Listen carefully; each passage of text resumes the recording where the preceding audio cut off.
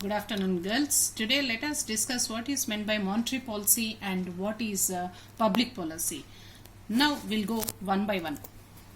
First, we'll discuss what is meant by monetary policy. The monetary policy is nothing but assuming the greater relevance nowadays because the government has now shifted from physical controls like control over output, capacity utilization, and licensing to non-physical controls like monetary policy in order to regulate the business activities. There are two main reasons here we are quoting in support of this shift, I can say.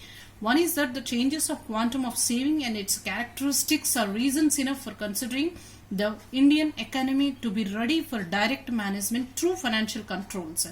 It is also argued that the physical management of the capacity of the economy through controls and licenses, which had been an unavoidable necessary during the earlier phase of the development of Indian economy, and is no longer necessary, that indeed may turn out to be the counterproductive when the economy is poised for a higher level of performance and growth as shown by the high rate of savings.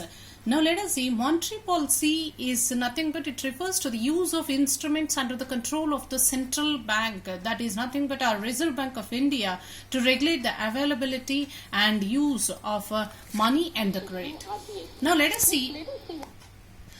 us see what are the objectives of this monetary policy. The objectives, in order to achieve full employment, price stability, economic growth and balance of payments, the government uses these monetary policies. Now let us see what are the instruments the government will be using in order to attain or achieve this particular monetary policy. The first one is bank rate, second CRR, SLR, repo rate and reverse repo rate, and of course some open market operations also. Now let us see in depth one by one what is meant by bank rate. Let me tell you girls, bank rate is also known as discount rate. This bank rate refers to the rate at which the central bank rediscounts or lends money to commercial banks. During inflationary periods, the bank rate is hiked so as to increase the rates of interest on borrowings. This will have a dampening effect on the borrowers. The reverse, of course, of action is taken during the periods of falling the prices also. So bank rate, it's nothing but the rate at which the RBI lends the commercial banks to rediscount their bills, and of course the rate will be fluctuating depending on situations. Next one is cash reserve ratio, CRR.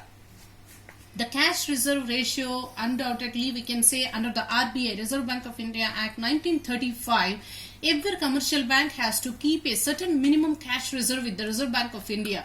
The Reserve Bank of India is empowered to vary the CRR between 3% and 15% as demanded on time deposits.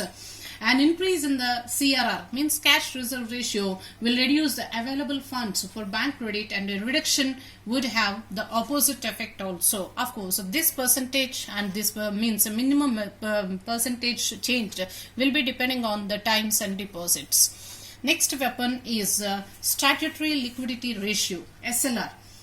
In addition to CRR, every commercial bank has to keep a certain percentage of its total demand and time deposits with the Reserve Bank of India in the form of liquid assets such as cash, gold, or unencumbered approved securities.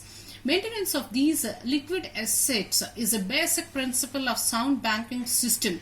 Hence, the commercial banks have been required by the Banking Regulation Act 1949 to maintain a minimum ratio of liquid assets. Then in this case also it may be mentioned here that the effect of stepping up of CRR and SLR is the same. That is, they reduce the capacity of commercial banks to expand credit to business and industry, and thus are anti-inflammatory measures. Next comes fiscal policy. Now, what is meant by this fiscal policy means? Fiscal policy means a system comprises the government of taxation, public expenditure, public debt and deficit financing. These four means we can say it is a policy concerning the use of state treasury or government finances to achieve economic goals. Means I can say this fiscal policy is totally dependent upon four varieties, I can say pillars. First one is deficit policy, public expenditure, taxation and of course public debt. Let us see what are the main objectives of fiscal policy in India? The first one we are supposed to discuss here is development by mobilization of resources, because the objective of economic growth and development can be achieved through mobilization of resources only. The financial resources can be mobilized in different ways like taxation, savings from public, savings from private, and next coming to the second one, efficient allocation of financial resources. Not only in the first slide we have discussed monetary policy, and even in the fiscal policies also in the first slide we discussed what are the means, how many sources the accumulation of funds will be done. The second point will discuss not only allocation or mobilization of funds, but in the second point, efficient allocation of financial resources. After mobilization, you are not supposed to misuse the funds. That's the reason here in this point, the central and state governments tried to make efficient allocation of financial resources. These resources are allocated for developmental activities like expenditure on railways, infrastructure, and non-development activities of defense, payment of interests, etc.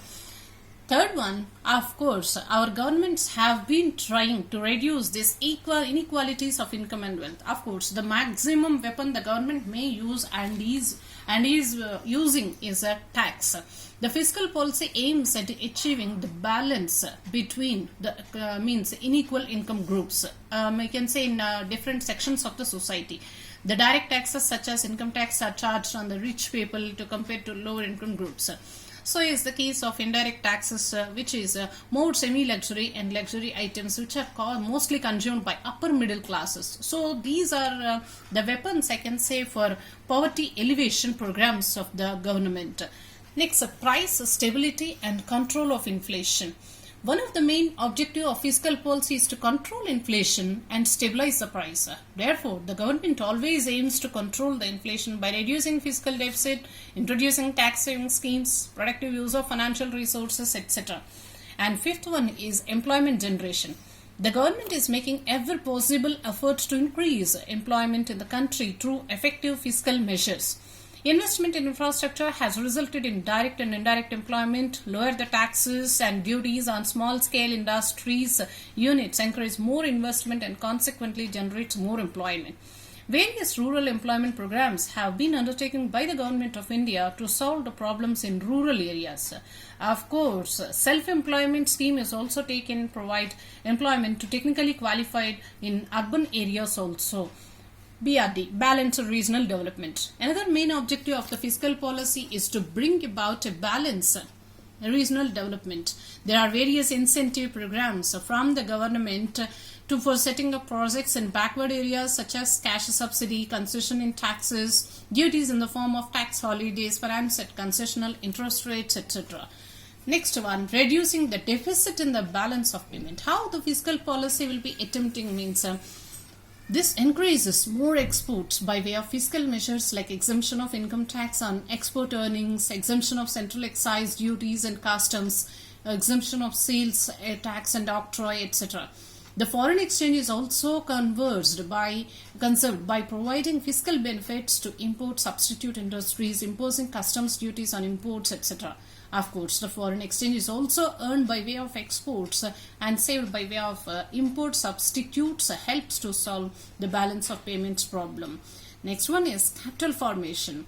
The main objective of fiscal policy in India is also to increase the rate of capital formation as to accelerate, means to increase the rate of faster the rate of economic growth. An underdeveloped country like India is trapped in vicious circles, means it's very dangerous, which is poverty, mainly on account of capital deficiency. You may observe, girls, the rich will become the richer and the poor will become the poorest. In order to curb these inequalities in rate of capital formation, the fiscal policy must be efficiently designed to encourage savings and discourage spending. Next one is increase in national income.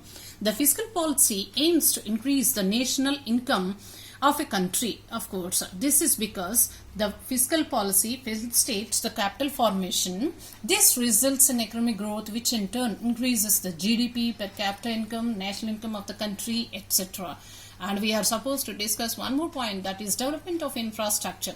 Government has placed more emphasis on the infrastructure development for the purpose of achieving economic growth. The fiscal policy here measures such as taxation generates revenue to the government. A part of the government's revenue is also invested in the infrastructure development. Due to this, all the sectors of economy will get a boost. Now, we are supposed to discuss not only this, foreign exchange earnings will also increase our fiscal policy measures. It attempts to encourage more exports by way of fiscal measures like exemption of income tax on export earnings, exemption of sales tax, etc. Foreign exchange provides fiscal benefits to import substitute industries also. Means the foreign exchange earned by way of these exports may be saved by way of import substitute, helps to solve the balance of payments problem also. Now let us conclude what is we can say in a nutshell conclusion of the fiscal policy. Let me remind you girls, the objectives of fiscal policy such as economic development, price stability, social justice, etc. can be achieved only if the tools of policy like I told you, the pillars of fiscal policy, they are public expenditure, taxation, borrowing and deficit financing are effectively used. Though there are gaps in India's fiscal policy, there is also an urgent need for making India's fiscal policy a rationalized and growth-oriented one. So the success of the fiscal policy depends upon taking timely measures and their effective administration during their implementation. Thank you, girls.